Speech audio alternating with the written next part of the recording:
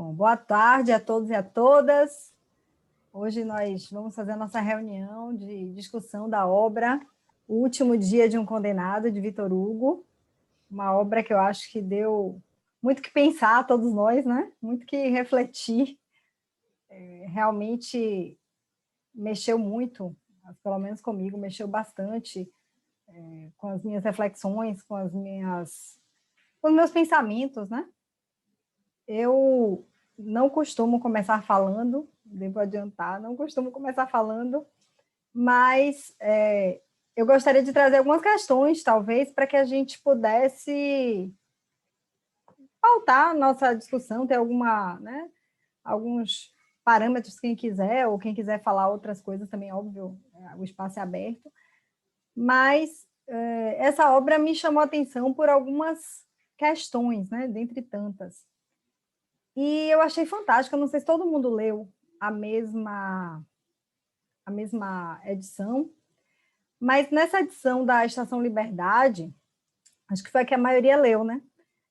Já começou me chamando a atenção esse prefácio, né? De 1829, que é o iniciozinho, né? Antecede a própria obra. Nós temos um prefácio depois também, que foi o de 1832, mas esse prefácio de 1829 me chamou bastante a atenção, porque ele, na verdade, o próprio Victor Hugo apresenta as principais críticas que a obra vinha recebendo na época. E o que me chamou a atenção, acho que para a gente talvez começar a debater, é como essa obra incomodou, né? Como essa obra incomodou. A gente vê que as principais críticas que são lançadas nesse prefácio são críticas de incômodo. Eu até anotei aqui uma breve listagem do que eles dizem coisas do tipo: o livro é abominável, provoca pesadelos, deixa doente o leitor, a ideia é horrível, o autor é um homem, nem sabiam quem era, né? Mas o autor é um homem abominável, vil, o livro não é racional, tem apenas sensações e não pensamentos, né, racionais, romance não prova nada. A gente nem conhece o criminoso, nem chega a conhecer o criminoso, ou seja, no entrelinhas, pelo menos nessa crítica que me pareceu, eu nem posso julgar o criminoso porque eu não conheço, né? Então já está ali o intuito de julgar e eu nem conheço, como é que eu vou julgar? Ninguém tem o direito de fazer o leitor experimentar sofrimento físico. O estilo exala arcaísmo, não é simples nem claro. O livro força o leitor a olhar dentro das prisões e dos campos de trabalhos forçados. Um poeta não conhece o assunto tratado. Para que se ocupar da pena de morte?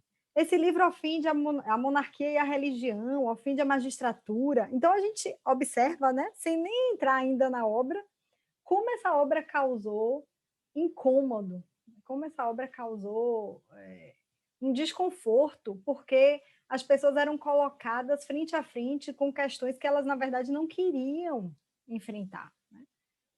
Eu acho que já é um bom ponto de partida a gente pensar um pouco no que foi essa obra, no que essa obra representou para a gente, no que ela fez a gente refletir, e, claro, dentro dessa ideia também a gente colocando a própria obra e o que a gente quiser discutir.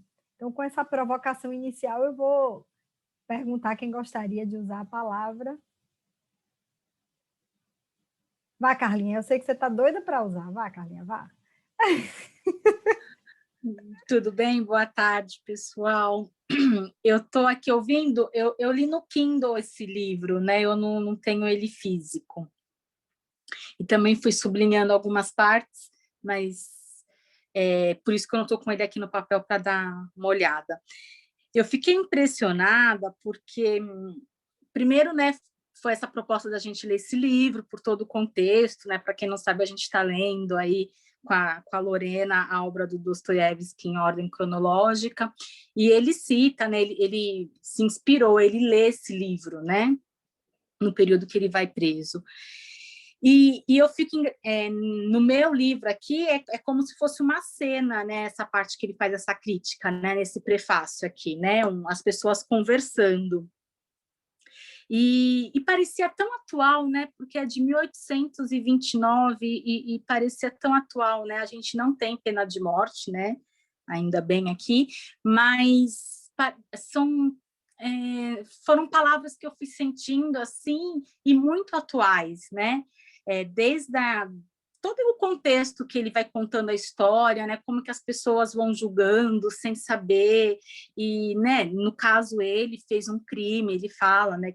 Que teve um crime, que teve sangue, mas hoje em dia, como que nós estamos julgando o outro, né? Então, eu já comecei o livro com essa sensação de falar, meu Deus, que livro atual é esse, né? Quantos anos já se passaram e o livro está atual. E, bom, eu quero depois ouvir um pouquinho mais de vocês para a gente entrar na história, mas eu achei, assim, a gente já sabe, né, quem conhece um pouquinho mais do autor, que ele é contra a pena de morte, e todo esse processo que ele vem desenvolvendo, ele vem falando, eu acho que é mais no fim que a gente percebe, né, um pouquinho do que ele pensa, né, quando ele começa a falar mais, que as pessoas não só sabem julgar. Eu acho que no início a gente não tem essa sensação. Então, quem não sabe ainda que o Victor Hugo é contra a pena de morte, fica um pouco na dúvida do que ele vai tratar, né? Mas eu quero também ouvir vocês. Então, eu quero falar assim que eu achei super atual, e o Igor deixou algum comentário aí, se a gente for ler. Não sei se ele quis complementar. Ah, tem um comentário aí. É possível a execução por pena capital no Brasil, é verdade. Os meus colegas aí, você, Igor, que são do direito. Tem mais alguém do direito aí no grupo? Igor está dizendo aqui que, em caso de crime de guerra, é possível a execução por pena capital no Brasil. É uma situação bem excepcional, né? Bem difícil, espero que não aconteça tão cedo, mas pela atual Constituição é possível a pena de morte no caso de crime de guerra. Pois é, Carlinha. Essa questão que você colocou de Dostoiévski, eu achei bem interessante, eu inclusive trouxe aqui para poder dividir com vocês. Eu, particularmente, fiquei muito tentada a ler esse livro justamente por conta desse fato. O que acontece? Eu acho que no post que a gente fez convidando para a leitura coletiva, a gente falou disso rapidamente. Dostoiévski, ele, em 1849, na Rússia, foi preso, né, por estar praticando atos contra o czarismo, né, e ele acabou sendo condenado à morte. Só que no último instante, no último minuto, ele já estava na praça onde ele seria fuzilado, etc. No último minuto, a pena dele é convertida. Na verdade, o que acontece? A pena já tinha sido convertida antes. Mas o czar, que era muito bondoso, né, deixou todo mundo sem saber que aquela pena de morte seria simulada, deixou o palco todo armado, e no momento em que eles seriam fuzilados, no último instante, foi que eles foram informados de que a pena havia sido comutada para prisão forçada, ou trabalhos forçados, tempo de cumprimento de atividade militar, etc. Mas o interessante é que o Dostoiévski, quando ele estava na praça para ser executado, ele lembra desse livro. Eu, inclusive, trouxe aqui para vocês para mostrar, deixa eu pegar aqui, o trecho da biografia que foi escrita sobre ele, em que uma pessoa que estava próxima a ele disse o seguinte: Dostoiévski estava muito agitado, lembrou-se de, aí ele escreve aqui em francês, né, mas de O Último Dia de um Condenado, de Victor Hugo. E na carta que ele escreve para o irmão depois que isso tudo acontece, ele cita aquela cena de O Último Dia de um Condenado, em que o condenado diz que a pessoa viva ainda consegue ver o sol, né? Que ele ainda pode ver o sol. Quando você não tem mais nada, você ainda pode ver o sol, pode ver a luz do dia. Então, foi algo que me marcou muito, e eu fiquei, poxa, eu preciso saber o que é que tem nesse livro para ter sido o livro que chegou à mente de Dostoiévski no momento em que ele estava a ponto de ser morto, né? Não ia ser um livro qualquer.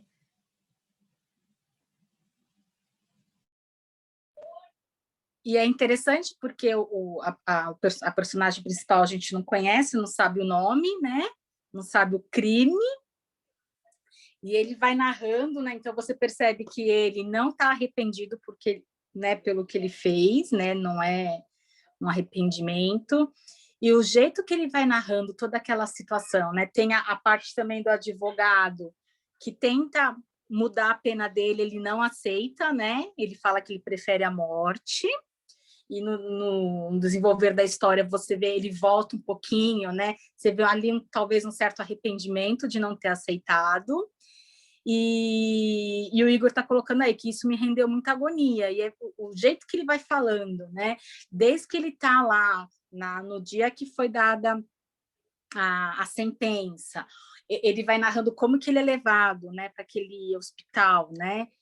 E assim, dava uma agonia também, gente, que só me lembro, ele está falando aí. E ele vai narrando, e ele narra assim, como que era a cela, né? O teto, e quantas polegadas tinha. Era algo assim que eu li o livro em 2 dias, porque eu queria logo saber o fim da história. E eu já tinha ouvido e lido em algum lugar que era um final aberto, né? Mas eu acho que até o último minuto ali ele fica ainda com uma esperança que ele não vai ser condenado, né? Que ele não vai. A gente quer ouvir vocês também um pouquinho. Então, eu queria falar um pouco do prefácio, vocês falaram também, né, que é muito atual, extremamente mesmo. E na página 23 dessa edição que a Lorena indicou, me chamou muita atenção, né, o quanto hoje no mundo todo, acho que em vários países, mas aqui no Brasil é muito escancarado, frases assim, né, onde começa eles falando mal, né, dessa coisa do livro, aí fala, entretanto, um poeta que pretende suprimir a pena de morte, convenhamos, é odioso. Aí mais para frente ele fala, os livros fazem um mal terrível. Aí embaixo a pessoa coloca, terrível, estávamos tranquilos, não pensávamos em nada. Quer dizer, então, assim, essa coisa do comodismo, né? O quanto que o livro sacode mesmo as reflexões, né? Então, ninguém estava pensando nisso, não eram eles que estavam com a cabeça para ser cortadas, né? E, de repente, no almoço deles vem esse assunto para incomodar, né? Então, não quero nem saber disso, não me incomoda. Eu achei isso a maior, assim, representatividade do quanto esse início é atual. E em relação a outros livros que me lembrou, eu vi que alguém colocou que lembrou O Conde de Monte Cristo, eu lembrei muito de um do Lima Barreto, que é O Cemitério dos Mortos-Vivos, né, que ele descreve quando ele ficou no hospício. E logo no começo, quando ele está lá, ele cita Dostoiévski, né, que o Dostoiévski deu força na hora de tomar aquele banho frio, ele pega e traz como que, se isso aconteceu com Dostoiévski, ele também tinha que dar conta, né? Porque quem era ele perto? E se Dostoiévski pode ter passado por aquilo na prisão, ele também ia dar conta daquilo no hospício. Então, como que assim a literatura fortalece, né, nesses momentos onde a pessoa está mais vulnerável, né? E o quanto isso da arte. E eu estou lendo também o que ela sussurra, e no livro também ela cita isso, né? O quanto que a poesia ou a arte na sutileza, o mínimo que ela faz, ela não tem, talvez não tenha um impacto de mudar o mundo. No mínimo, ela nos fortalece, mas isso já é muita coisa, ela diz no livro, né? Então, acho que um livro que leva os que não querem pensar a ficar incomodados, e que fortalece aqueles que estão em momentos de muita vulnerabilidade, é um livro que vale a pena a gente conhecer, né? Então, era isso que eu queria trazer.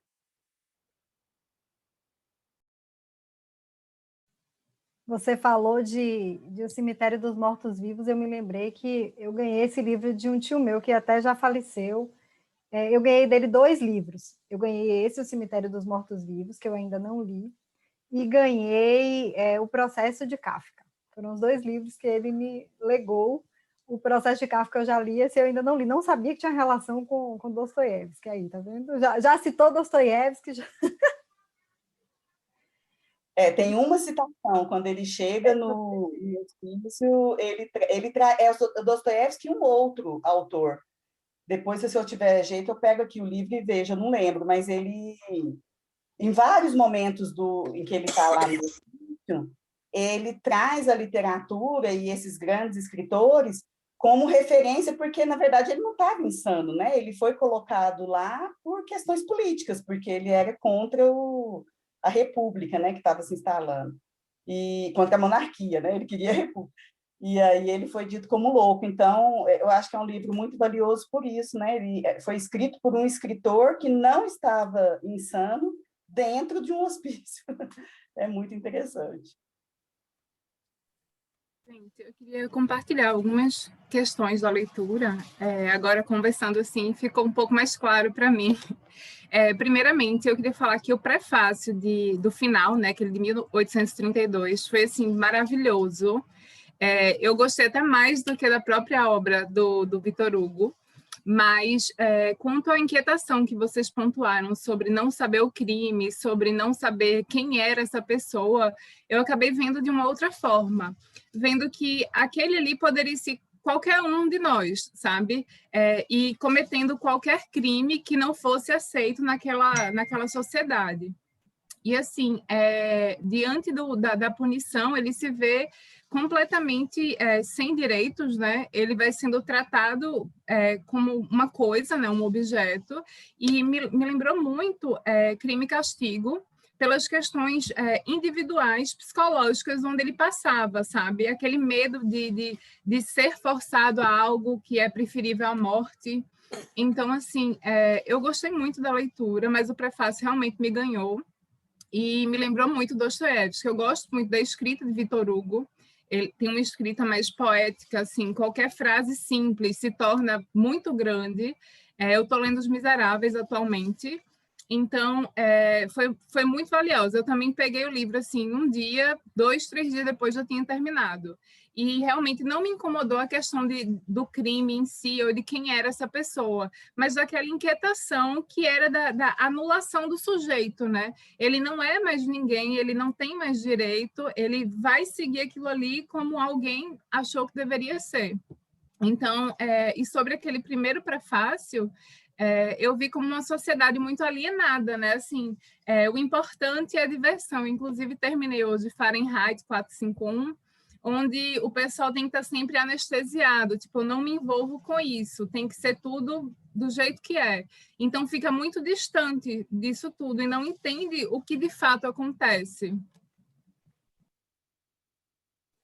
Keila, eu achei interessante você lembrar esse prefácio do final e fazer essa associação com a questão de não identificação do crime e do criminoso. Eu acho que, inclusive, nesse prefácio de 1832, esse do final, Victor Hugo dá pistas do porquê que ele não identificou. Porque ele diz assim, olha, quando se parou para pensar na abolição de pena de morte, é porque pessoas das altas classes estavam com as cabeças ameaçadas, né? Ele diz que quando pessoas lá, políticos, estavam com a cabeça ameaçada, que aí se reuniu, né? Os políticos se reuniram para discutir a pena de morte, para tentar abolir essa pena de morte, tudo na tentativa de salvar aquelas cabeças.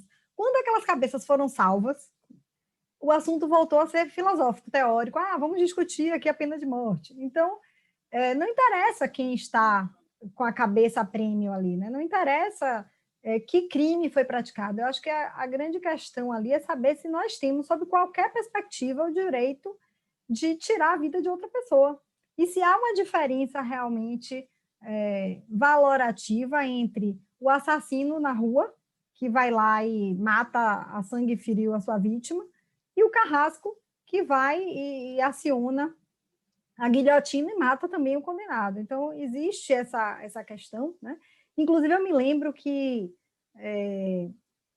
quando eu entrei na faculdade de Direito, existe um livro, O Caso dos Exploradores de Caverna, né, em que a gente discute uma situação em que várias pessoas ficam presas numa caverna, e elas, como aconteceu com os mineiros, lembram que os mineiros ficaram um tempão lá dentro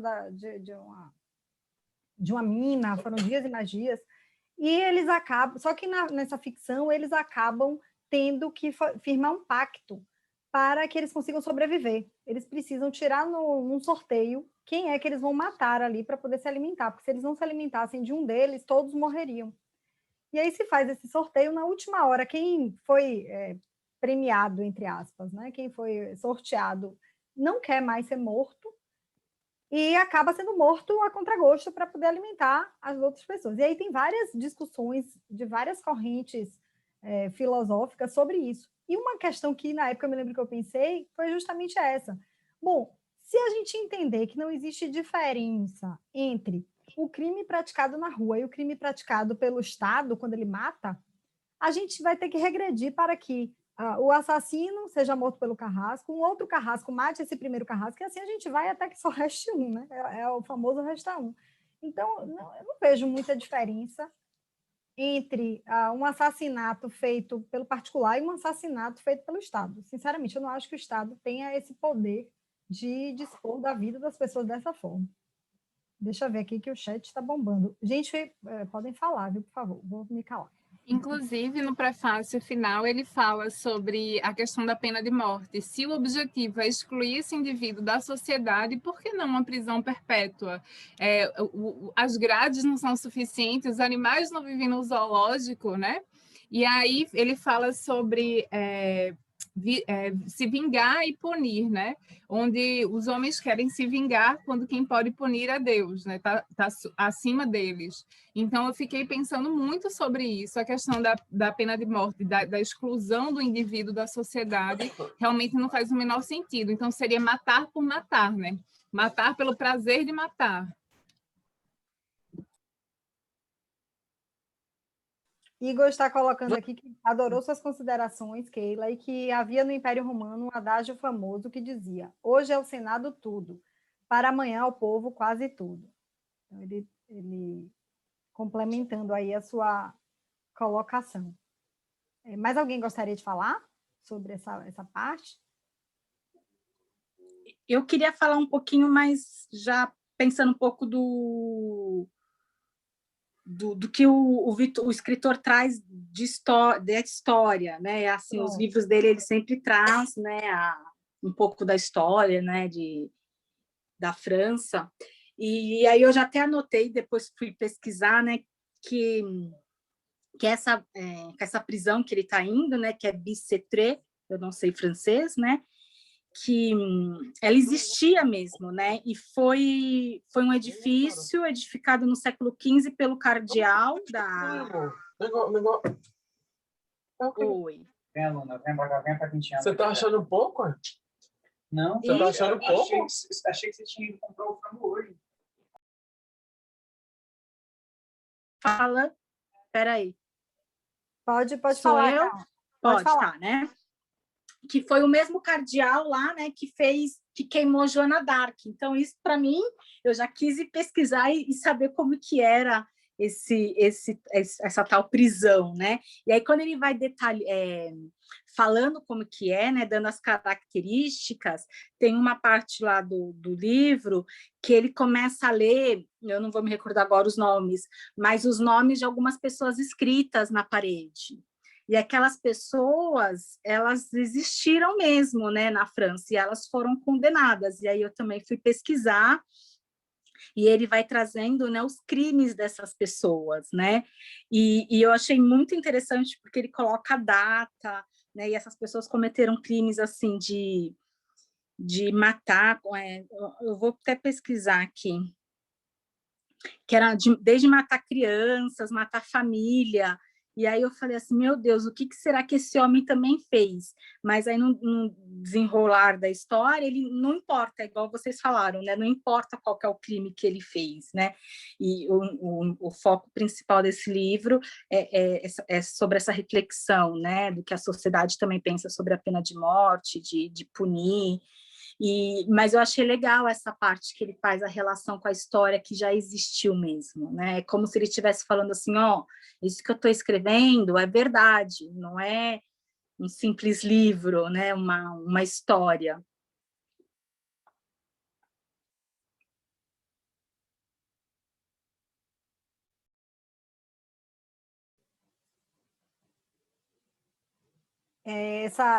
Você me lembrou, quando ele fala no final, inclusive, das falhas da guilhotina, né? Que as guilhotinas eram acionadas, não cortavam totalmente, aí o suplício era sem fim aí para as pessoas.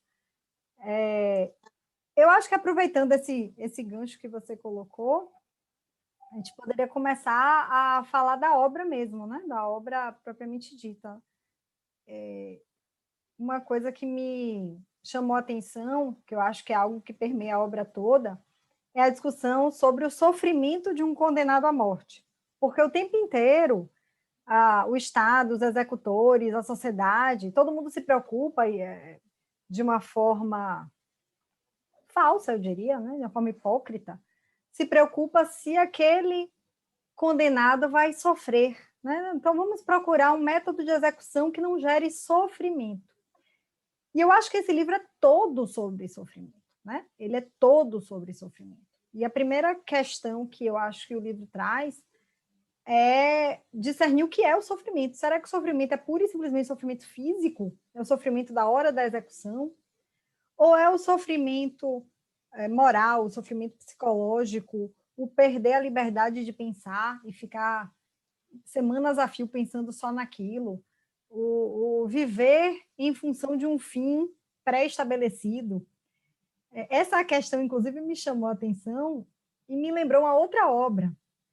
Não sei se vocês já leram uma obra de Saramago chamada As Intermitências da Morte.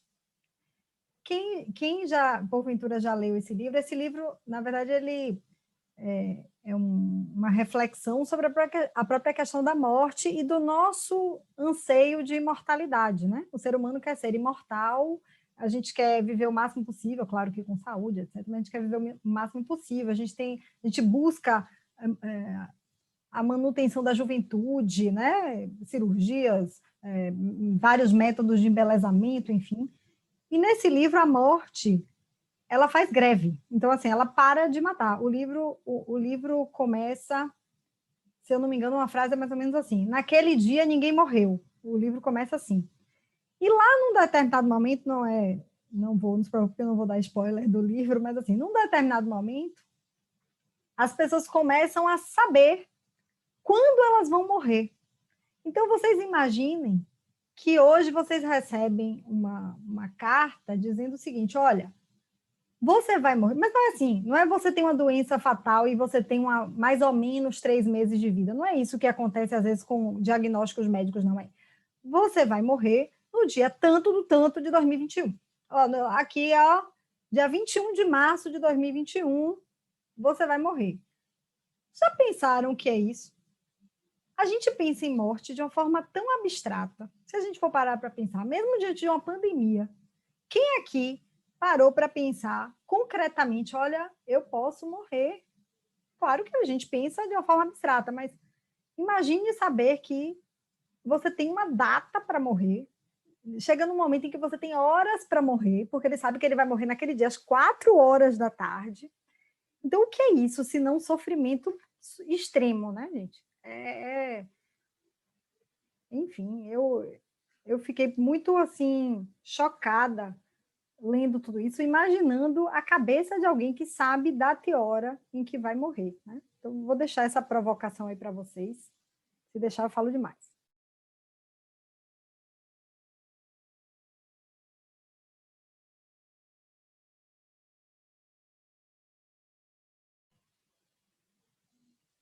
Quem quer usar a palavra? Pode ser sobre outro tema também, tá? É só uma observação aqui. Eu acho que Igor escreveu aí nos comentários, se você quiser ler. Vê. Sobre a pena do suplício, Michel Foucault trabalha muito bem em Vigiar e Punir. E para a época em que se passa a história do livro, O Último Dia do Condenado, a crueldade da pena estava diretamente ligada ao tamanho do poder do soberano.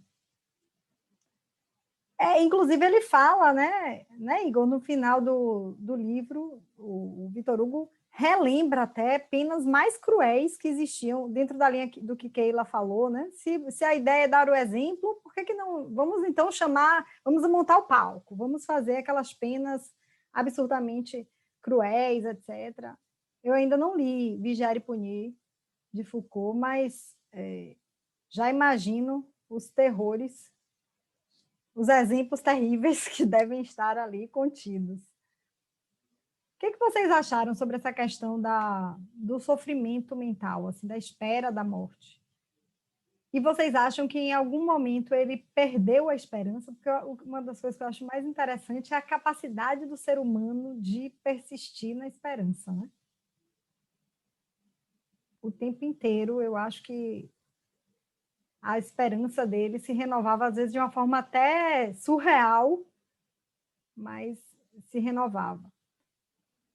Lorena, do que você falou, o que me veio à mente foi o seguinte, que nas comunidades de muita vulnerabilidade, né, de pobreza mesmo, das mazelas que são colocadas no Brasil também, as pessoas pensam sim, sabe, que pode ser naquele dia que ela vai morrer, assim, acho que hoje tem muitas pessoas, assim, que se eu correr, eu sei que eu posso levar um tiro, se eu fizer tal coisa, eu posso ser condenado.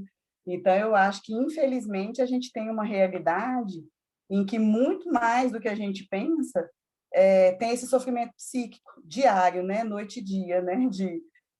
Dessa condenação fora dos tribunais, digamos assim, né?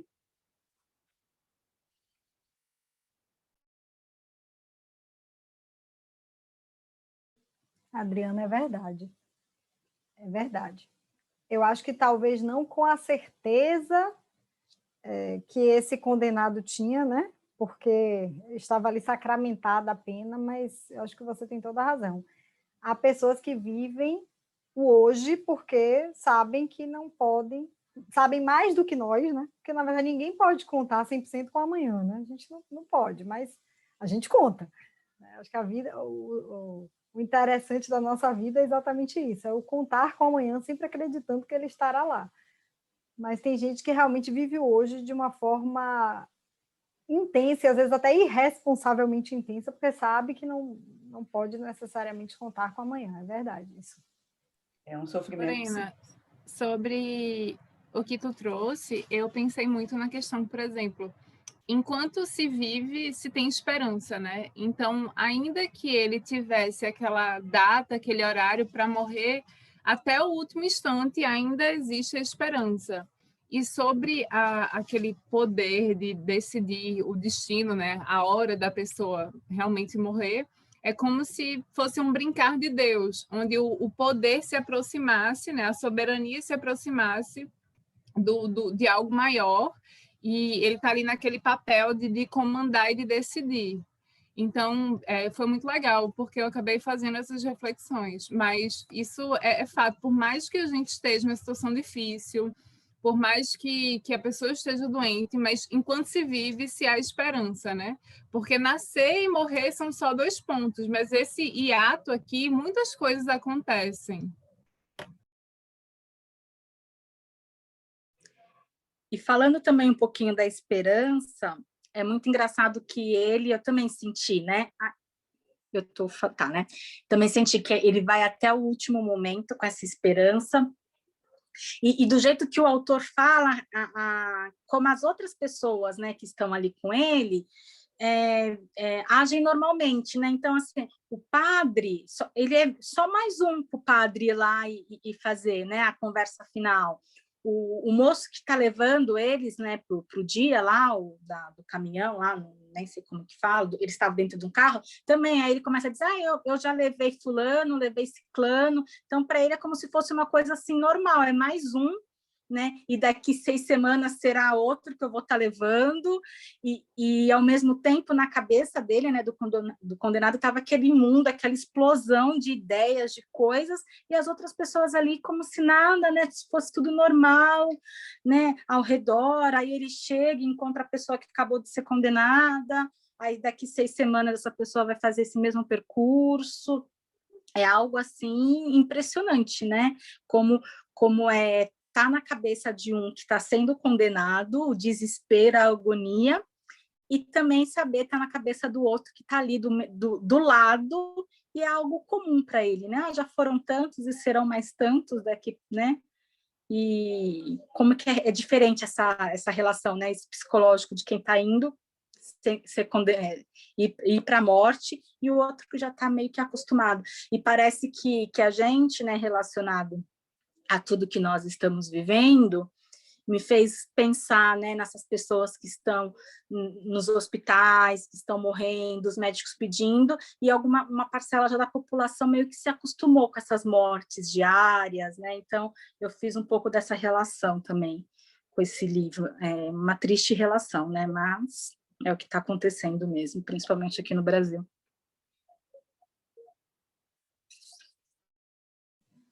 Eu queria aproveitar para deixar aberta aqui a palavra também para quem quiser falar. Se não quiser abrir o vídeo, ou só quiser abrir o áudio, fica à vontade, tá, gente? Silvanildo, Kedma, Bruno, Morgana, Igor já explicou, Paula, fiquem à vontade se quiserem falar, usar a palavra, ainda que não queiram abrir o vídeo, tranquilo. Você falou sobre essa questão da banalização, eu estou tentando achar aqui, eu anotei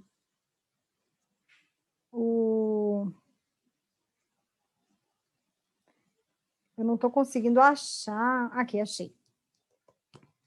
Você falou sobre essa questão da falta, alguém colocou aqui, deixa eu ver quem foi aqui no chat, a banalização do sofrimento alheio, que Keila colocou aqui.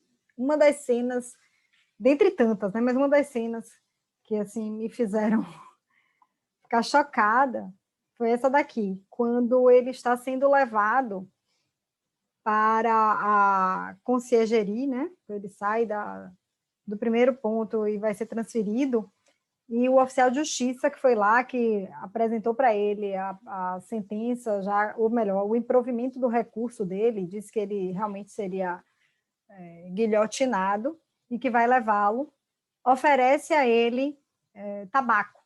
E ele diz que aceita, tal. E nessa tentativa de transferir o tabaco cai no chão. Essa cena, para mim, foi terrível.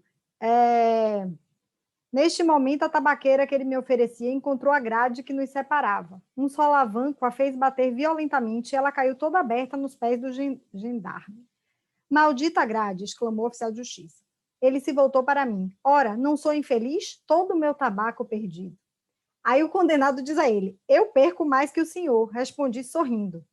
Ele tentou recuperar o tabaco, murmurando entre os dentes. Mais do que eu? Isso é fácil dizer. Sem tabaco até Paris? É terrível. Então, assim, essa cena, o egocentrismo, o egoísmo desse oficial de justiça, a incapacidade de entender que nada do que acontecesse ali com ele poderia ser pior do que aconteceria com o condenado. Dá bem a tônica de como nós vivemos alienados, né? De como nós vivemos tão preocupados com o nosso próprio umbigo que o outro não interessa. Às vezes a gente, e eu acho que isso vale até para o nosso dia a dia, e eu sempre fico tentando, eu fico sempre assim de olho, né, nos meus pensamentos, tentando evitar esse tipo de coisa, porque às vezes a gente se queixa de um problema tão minúsculo, né? Às vezes é uma coisa tão boba, tão banal, quando a gente olha para o lado, pessoas com problemas tão mais sérios, né, do que o nosso, e a gente acha, faz um fim de mundo com uma coisa tão pequena. Então, numa dimensão muito maior, eu acho que esse livro também é uma mensagem nesse sentido, né, para além da discussão da pena de morte, a questão de pararmos e refletirmos sobre nossos problemas, os problemas alheios, e em que medida a gente realmente tem o direito de reclamar. Quando eu vejo hoje pessoas reclamando porque estão em casa, porque não podem sair para uma festa, porque não podem ter essa... Exatamente, Kedma, especialmente nesse momento que nós estamos vivendo. Eu não aguento mais ficar em casa. Aí eu vejo os profissionais da saúde acabados, porque assim, eles... Eu sinceramente, eu não sei se eu aguentaria se eu fosse profissional da saúde, vivendo um ano nessa situação, né? Eu vejo as pessoas que são obrigadas a trabalhar, às vezes, na limpeza pública, as pessoas que estão nas ruas e não têm essa opção, as pessoas que moram em favelas e não têm a opção de ter uma casa confortável, de ter comida em casa, de ter Netflix, de ter internet, de ter aula online. E eu fico vendo as pessoas discutindo isso e, enfim, é algo que me angustia realmente. Não que seja maravilhoso ficar em casa, eu gosto de ficar em casa, né? Mas claro que não ver minha família, não ver meus amigos, isso não é maravilhoso, mas é necessário, né? Falei demais, vamos lá. Nesse sentido... Eu só queria... Oi, desculpa, eu interrompi. Ah, meu Deus, como é o nome? A Adriana. Pode falar, Adriana, desculpa. Ela estava falando da questão de perder a sensibilidade, e eu marquei na página 175, ele coloca assim: negamos que o espetáculo dos suplícios produz o efeito esperado. Longe de edificar o povo, ele o desmoraliza e destrói toda a sua sensibilidade. É isso que a gente está falando, né? Ele escreveu realmente. Pode falar, Keila. Então, ia comentar aqui o que o Igor falou no chat sobre a questão da banalização. E eu acho que é verdade. Por exemplo, o que se fala ali é sobre a normalização da pena, e quem sofre a pena tem esse sofrimento intrínseco a ele, né? Então, assim, não existe uma banalização do sofrimento, existe uma tentativa, enfim, existe uma normalização daquela pena de morte. E, bom, quem está sofrendo com a pena de morte, que se vire, né? Se está sofrendo ou não, problema seu. Tipo assim, né? Você que cometeu o crime, então você que tem que arcar, né? O crime. E ele fala, né? Tem uma cena também que ele fala como que as pessoas... Porque fala assim que seria um momento rápido, que numa fração de segundo, de minuto, que já vinha a morte dele, e ele fala, né? Já voltou alguém que teve a cabeça arrancada para falar como que foi esse momento, né? Essa aflição, que é muito fácil a gente falar, né? Ah, vai ser rápido, ele cometeu o crime, uma pena de morte, cabeça de um lado, corpo do outro, e acabou, né? Ele também traz essa questão de que quem já teve essa sensação, né? Para estar contando, né? Para a gente como que é. E eu queria tocar agora um pouquinho no ponto, o que vocês acharam da relação com a família, né? Que ele fala em poucos momentos, né? Da mãe, da esposa e da filha. E aquele momento final que a filha vai encontrá-lo lá, né? Na sala que ele está, e a menina não reconhece. O que vocês sentem assim, né? Porque é bem pouca essa passagem, né, que ele conta da mãe, da esposa. Ele fala que a mãe provavelmente vai morrer depois que souber, né, da cena, e a esposa também. Ele tem uma parte lá que ele fala da loucura, e a preocupação mesmo dele é da menina, né, como que a menina vai ficar sozinha, sem pai, nessa sociedade. Fez algum comentário aí? Você deixou alguma coisa, Lorena, dessa parte? Essa parte me chamou a atenção por algumas questões, Carla. Primeiro, a observação que eu acho muito pertinente que Victor Hugo faz quanto à extrapolação dos limites da pena, né? Quando você condena um pai de família à pena de morte, você está condenando toda uma família. Primeiro, porque naquela época o pai era o provedor da casa, né? A gente não pode esquecer que naquela época era o homem, né, quem trazia o sustento para a família. Ele tinha uma mãe, uma filha e uma esposa. Então, são 3 mulheres que dependiam dele, que agora vão perder para além, claro, do mais importante, que é perder o ser humano, o filho, o marido, o pai, vão perder também essa fonte de sustento. Então, nós temos aí a possível geração de novas pessoas que poderão entrar na criminalidade, até por falta de opção, em decorrência de um ato estatal, quer dizer, o próprio Estado impulsionando pessoas à criminalidade por lhes negar esta possibilidade de ter até o próprio sustento, né? Então, esse extrapolamento.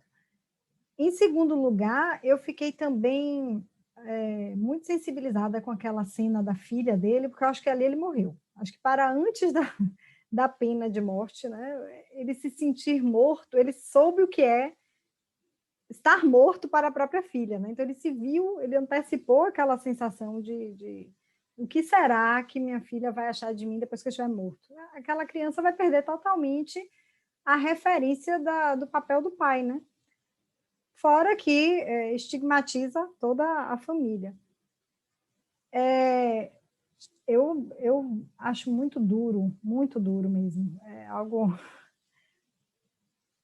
Igor já está dizendo que o crime dele foi roubar 2 pães. Ele já está misturando aqui com... Ele disse que o momento zoeira. Não, que o crime não é Os dele... Miseráveis, não, Igor. Os Miseráveis, exatamente. Jean Valjean. Mas Vitor Hugo sempre coloca a gente para refletir profundamente, né? Esse é outro livro que Jesus. Muito, muito... Deixa eu colocar aqui. Keila, quer falar alguma coisa? Eu estou só assistindo por enquanto, acho que já deixei minha contribuição. Aproveito para fazer uma pergunta, Lorena. Eu achei a leitura coletiva no Instagram, não segui ninguém, cheguei de paraquedas. Existe algum projeto, vai continuar tendo outros títulos, ou foi só esse em específico e é isso? Lorena tem outros aí, que a gente... Keila, assim, lá no perfil da Bibliolado a gente tem uma leitura contínua das obras de Dostoiévski, e eu tenho feito leituras coletivas avulsas. Então, em janeiro, eu fiz a Casa dos Espíritos, da Isabel Allende, com o Rodrigo, que é o perfil Livro Virou Filme Série HQ. Agora, em fevereiro, nós estamos juntos, eu, Carlinha e Igor, na leitura coletiva de O Último Dia de um Condenado. Março e abril, eu já lancei uma leitura coletiva de Grande Sertão Veredas, começou agora, iniciozinho de março, então vai até final de abril. Carlinha também com a gente, né, Carlinha? E vamos fazer... Comprei o livro ontem, vai chegar aquela promoção que você deu a dica. Ontem estava em promoção na Amazon Livro. Então, a gente sempre está fazendo. Tem essa fixa, na verdade, que é a de Dostoiévski, que é a leitura das obras dele em ordem cronológica, e tem outras leituras coletivas que a gente vai lançando aos poucos aí. Aos pouquinhos a gente vai... Já tem outra para depois dessa de Grande Sertão Veredas, que será lançada também. Enfim, a gente está pensando e fazendo. Viciei. Igor disse que eu viciei. Bom, uma outra questão que eu queria só retomar aqui com vocês é algo que eu fiquei pensando, essa questão das formas da gente trabalhar a esperança, né? Eu já toquei nesse assunto, mas eu acho interessante a gente voltar nele, porque eu fiquei impressionada como o condenado acaba buscando esperança em lugares em que a gente que está de fora e pensa racionalmente, a gente não consegue enxergar, né? Eu até anotei aqui. Primeiro, na enfermaria, quando ele passa mal e ele vai para a enfermaria, em que ele pensa, poxa, daqui, quem sabe alguém não poderia me deixar sair, é tão fácil, tão tranquilo alguém me deixar sair nesse momento, né? Um segundo momento foi quando ele trocou de roupa com outro condenado, né? Ele tinha um outro condenado que estava indo ainda para a prisão, acho que para esperar o recurso dele, e ele trocou de roupa e ele pensou, é agora, mas lógico que a pessoa não vai dizer, não, eu sou aquele que estou indo morrer ali agora, óbvio que não, né? O condenado buscou logo se safar. E o terceiro, que a gente tinha certeza que não iria acontecer, mas a gente torce, o incrível é isso, né? A nossa cabeça é maluca. É quando ele quase troca de roupa com o carcereiro. Imagine que situação. Ele quase trocou de roupa com o carcereiro. O carcereiro queria que ele dissesse uns números para ele jogar, depois, que ele voltasse depois de morto para dizer os números, né? Ele disse, não, eu te digo logo agora e você troca de roupa comigo. E aí a gente vê o disparate que é o que ele está pretendendo, e óbvio que ele não vai conseguir, mas a esperança, ela assume situações assim tão absurdas do ponto de vista racional, mas assim tão compreensíveis do ponto de vista humano, né? E eu acho que a última mensagem do livro é uma mensagem de esperança, né? Ele está ali, no fundo, o final é aberto, mas no fundo, a gente imagina que nada irá acontecer, senão aquilo que já estava previsto para acontecer mesmo, mas o livro não retira da gente essa esperança. Eu achei interessante esse final aberto, porque ele diz assim, olha, a gente viver é ter esperança, né? Viver é ter esperança até o último instante. Então, eu achei essa mensagem também muito interessante. E como a gente tem um exemplo, né, do Dostô, que a gente sabe que no último momento ele não foi, eu estava esperando, né? Aí ele termina o livro com 4 horas, né? Tipo, chegou a hora e você que vai deduzir o que acontece.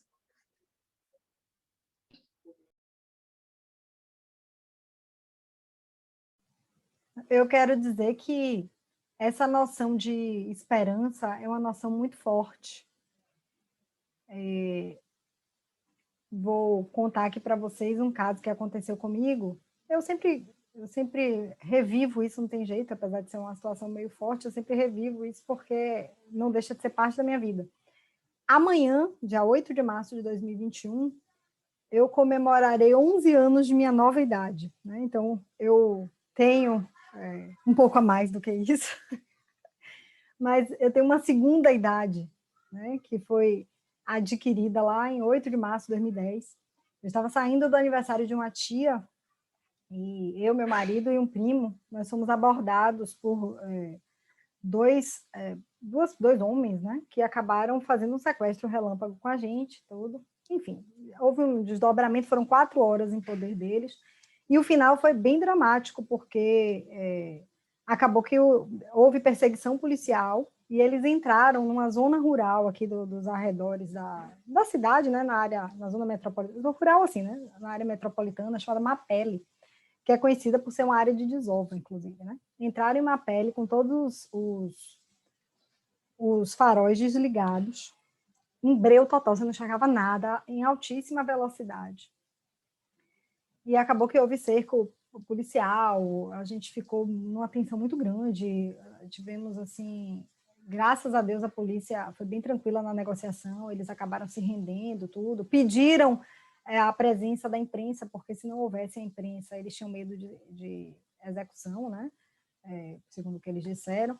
Então, foi uma situação assim, bem complicada, mas mesmo naquele momento mais dramático, em que eles estavam super nervosos dentro do carro, em que eles gritavam com a gente, em que eles enfiavam o pé no acelerador, em que a gente não enxergava nada ali na frente, eu acreditava que eu iria sobreviver. Então, assim, eu acreditava que eu não iria morrer naquele momento. E se a gente perde esse fio, a gente perde tudo. Então, dá para entender, claro que foi uma situação bem distinta dessa daqui, né, óbvio, mas assim, dá para entender essa esperança que não cessa no último segundo, sabe, que fica ali. Esses dias eu assisti um vídeo, não sei se vocês já viram, sobre um cara que foi o único sobrevivente dentre todos os passageiros de uma queda de avião, saindo daqui do Brasil, caiu, acho que perto da França, em Paris, uma coisa assim, na década de 70. E o avião, na verdade, ele pegou fogo, ele começou a ter um fogo no fundo do avião, e ele conseguiu sobreviver porque ele instintivamente levantou do lugar dele, fiquem todos nos seus lugares, ele levantou, tirou o cinto de segurança, foi lá para frente, e ele desmaiou ali na frente. Então, quando o avião conseguiu, desculpa, não foi queda, ele pousou, mas ele estava pegando fogo. Depois pesquisem no Google o que vocês acham esse caso. Quando abriram, salvaram logo ele. E é incrível, assim, porque a gente pensa, qual é o momento em que a nossa esperança acaba? Qual é o momento que a gente diz assim, não tenho mais esperança? Será que o ser humano alcança esse momento? Ou será que a gente sucumbe ainda acreditando, né? Foi algo que eu fiquei assim, pensando bastante quando eu li esse livro. Foi algo que eu parei para É bem o ditado mesmo, né? A esperança é a última que morre, né? Depois do dono, inclusive, né? Depois do dono, inclusive. Carla, você falou que lembrou do Dostô. Eu marquei na página 73, aí até escrevi Dostoiévski, que ele coloca assim: e se eu recebesse uma graça? Receber uma graça? E de quem? E por quê? E como? É impossível que me conceda uma graça. Dar exemplo é o que dizem. Aí eu lembrei também do Dostoiévski, né? Porque na hora ele recebeu, e era uma forma de dar o exemplo também, porque, na verdade, eles quiseram passar a mensagem, né? Eu decido a sua vida, né? E não deixaram de decidir e não matá-lo, né? Então, isso também me fez lembrar muito do Dostoiévski. E, na verdade, aí foi uma grande, desculpa o termo, uma grande sacanagem, né? Porque eles já tinham decidido que não iriam matar antes. Então, eles utilizaram essa encenação toda, realmente, como você colocou, Adriana, para dar o exemplo mesmo.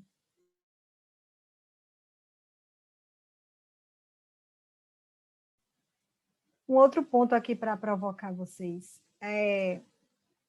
Vocês acham importante, realmente, a gente discutir, ou melhor, a gente pensar sobre o arrependimento? Porque uma das questões que se coloca, inclusive no prefácio, e a gente vê no texto realmente, ele não se arrepende do crime que ele cometeu, né? Não há arrependimento. Será que isso é relevante para a gente definir quem deve permanecer vivo, quem deve morrer, os que se arrependem devem ser, digamos assim, o arrependimento é um passo necessário para que a pena de morte, onde ela é aplicada, ela não seja, por exemplo? Vocês acham isso relevante?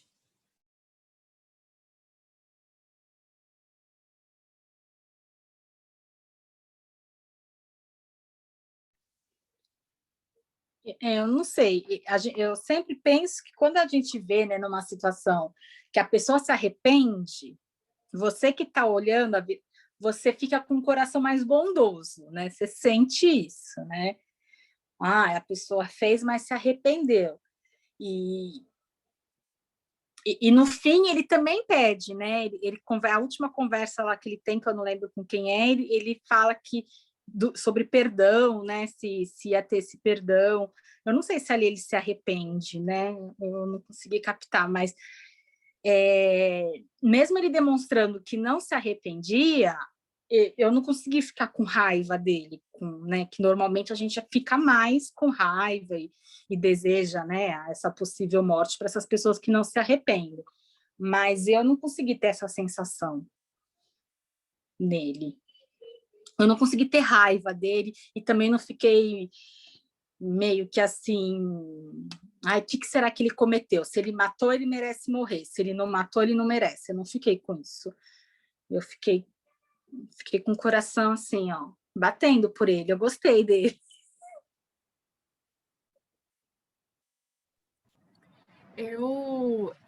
Eu penso na questão do arrependimento de duas formas. Uma que é pautada pelas motivações, né, que levaram ele a cometer isso, e a outra que é pelo que é aceito na sociedade, pelo que está na lei. Ele se arrepende de ter cometido aquele crime porque desrespeitou a lei, né, porque está sendo punido por conta disso, ou ele se arrepende da motivação que ele teve de chegar aos finalmente. Então, eu não acho que pode se pautar só arrependimento pelas consequências que trouxe, mas se o ato dele, a atitude dele, né, o crime, foi uma motivação maior em que ele precisava ou ele acreditava, eu acho que esse arrependimento seria muito mais, assim, superficial, né? Ele não aconteceria de fato. E aí você simplesmente, então você não vai ter a punição porque se arrependeu. Mas, então, assim, da questão da consciência de eu me arrependi, eu estava de fato errado, minhas motivações não foram plausíveis, eu realmente errei, ou eu me arrependi porque eu fiz isso e estou arcando com as consequências. E até é uma coisa, assim, muito comum do nosso cotidiano, né? Das atitudes que a gente toma e nas consequências que a gente enfrenta. Às vezes, o impulso, você faz ali, eu me arrependi disso, agir com impulso, e às vezes você age de uma forma que traz uma penalidade maior, e você diz, realmente, eu não deveria ter feito isso, porque eu estou pagando o preço pelo que eu fiz, mas você realmente queria.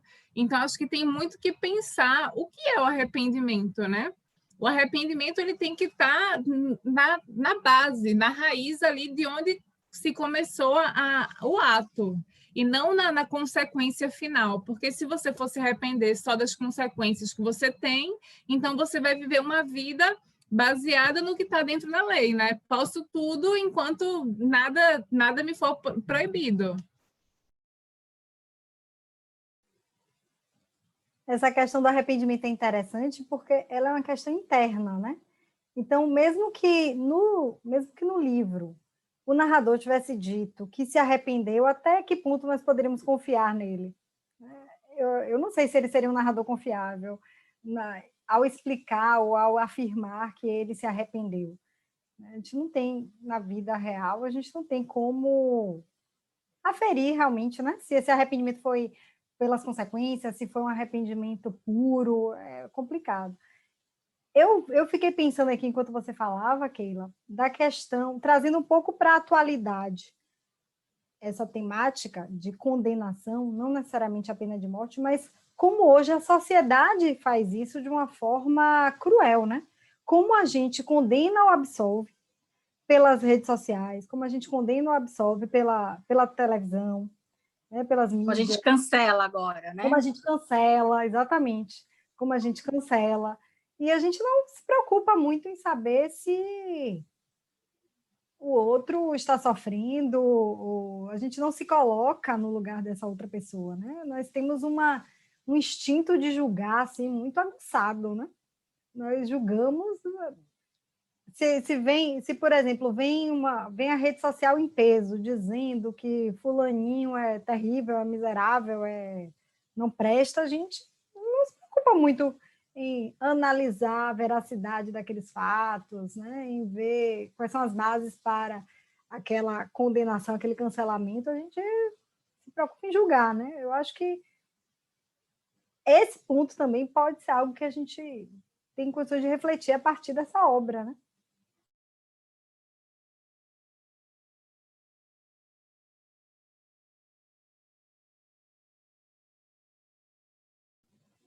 E aproveitando, já que vocês não se manifestaram, vou engatar uma outra questão aqui, que eu fiquei pensando. Eu não sei se vocês observaram isso, mas num determinado momento no livro, Igor colocou aqui, tem um livro sobre o julgamento das redes, o Tribunal de Quinta-feira, que ele está indicando aqui, o Tribunal de Quinta-feira, de Michael... Michael, se estiver errado, me desculpe, mas Michael Loeb, sei lá. É Michel mesmo?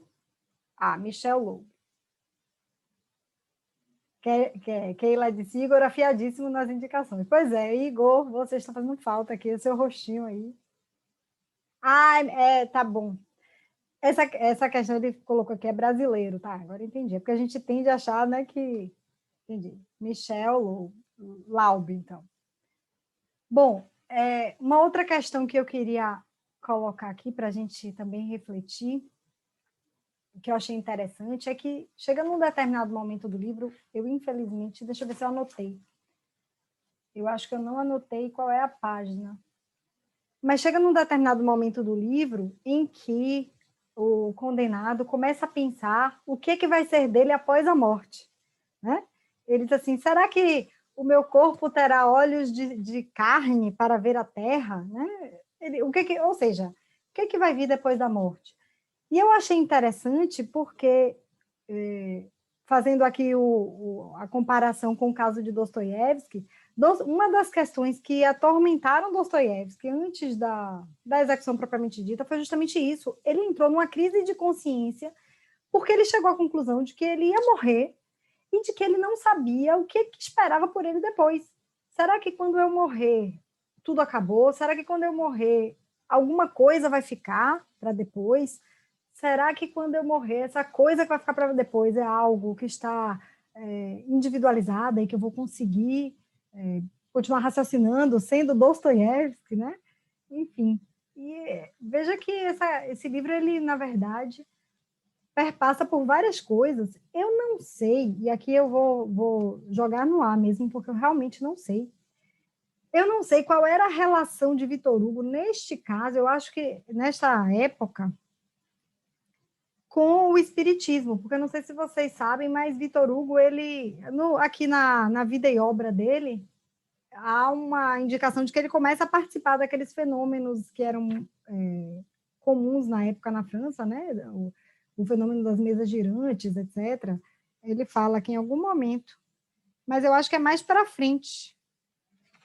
Deixa eu ver aqui, eu não consegui, não sei aonde, não. Eu não anotei isso. Mas que ele fala, ele teve esse contato, né? Aqui, não, é em 53, desculpe, então é bem depois. Em setembro, primeira sessão espírita de Hugo, em 1853. Inclusive, Vitor Hugo tem um livro que eu não conhecia, mas aí eu soube e comprei para poder ver, que é exatamente o livro que ele chamou o Livro das Mesas, né? Que narra a experiência dele nessas sessões. Deixa eu pegar aqui, peraí.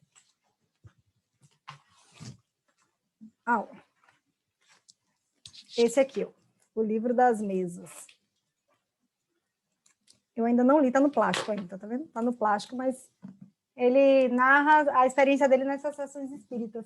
Eu fiquei me pensando, independentemente aqui de religião, obviamente, mas se essas questões, elas também afloram, ou afloravam de uma forma geral nesses condenados. Porque é realmente algo a se pensar, né? Assim, a pessoa está para ser condenada... Oi. Mami, daqui a pouco você fala, peraí, mãe. Depois da live você brincar comigo, te amo. Também. Mas pode ser de barro. Daqui a pouco a gente conversa, viu? Sim. Beijo. Desculpe. Recebi intimação aqui para brincar de barro. Viu? Vi. Então, essa questão também do pensar o que virá depois. Gente, vejam quanto essa pena de morte mexeu, né, com essa pessoa, porque são tantas questões que afloram, assim, que ficam em suspenso, né, nesse livro. Kedma, bom lhe ver. Você quer falar? Pode ser sobre outra coisa, não precisa ser sobre isso, não. E aí, o que vocês acharam?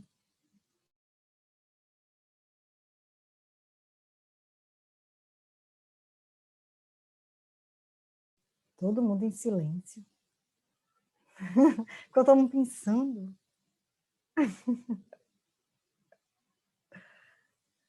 Bom, as considerações que eu teria para colocar seriam essas. Se alguém tiver mais alguma questão para colocar, deixa eu ver. Durante um tempo, eu frequentei centros espíritas, né, aqui na minha cidade, e assim, eu sei que o espiritismo é contra o suicídio, enfim.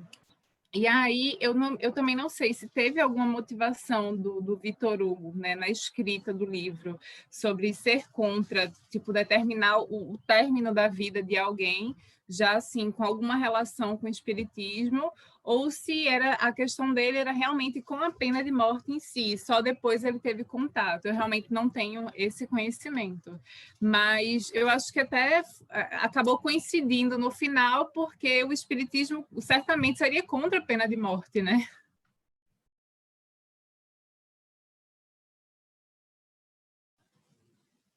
E o que me chamou a atenção é aquilo que Carla colocou, né? Ele não consegue encontrar empatia, o condenado não consegue encontrar empatia nas religiões, porque ele não consegue sentir que os mensageiros das religiões falam com ele de uma forma verdadeira, de uma forma profunda, né? Como a gente estava colocando no início, tudo é muito automatizado, né?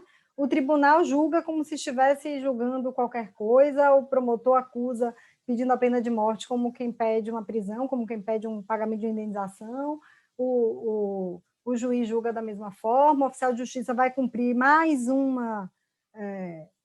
uma ordem judicial ali, tudo é feito como se não se tratasse de uma vida humana, né? Então, eu acho que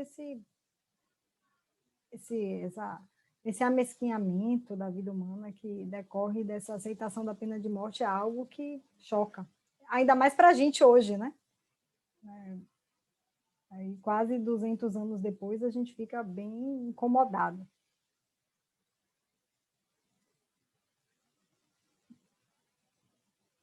Vou deixar o espaço aberto, caso alguém queira falar mais alguma coisa. Essas eram as observações que eu tinha a fazer.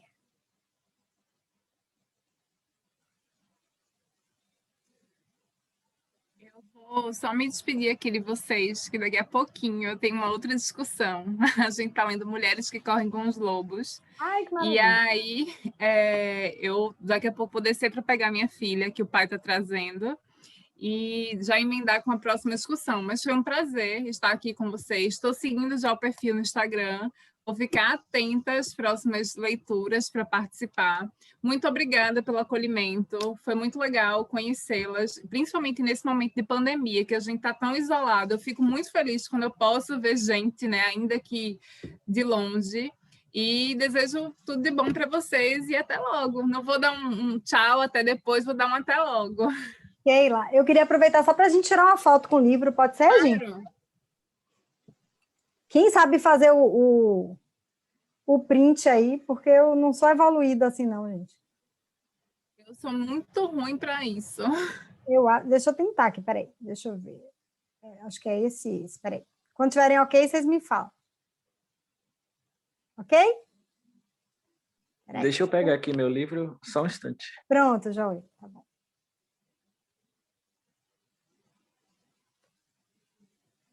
Eu vou só formalmente encerrar aqui a nossa reunião. Vocês ficam, por favor, para a foto, mas muito obrigada a todos e a todas. Queria agradecer. Carlinha? Agradecer a presença. Eu que agradeço. Sempre bom, né? Principalmente esse assunto, assim. Você arrasa, né? Igor. Keila, você não... Oi? Bom, vamos tirar aqui a foto. Depois eu abro para a gente falar de novo. Vamos lá. Peraí, calma. Agora, peraí que eu tenho que ver qual é, viu, gente? Opa! Não é esse, peraí. Tem aqui, eu acho que eu consegui. Mas o Silvanildo apareceu depois. Vou tentar de novo. Tenta de novo, por favor. Deixa eu olhar aqui para ver se ficou joia. Acho que foi.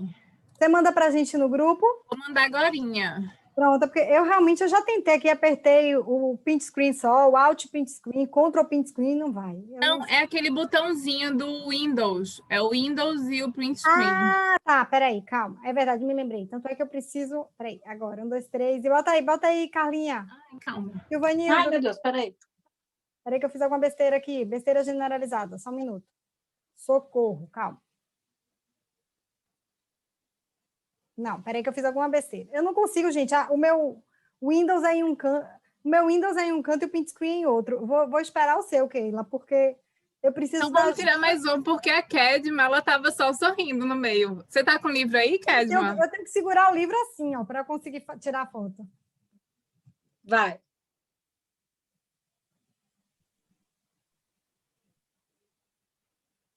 Pronto, agora foi. Agora eu vou o meu, peraí.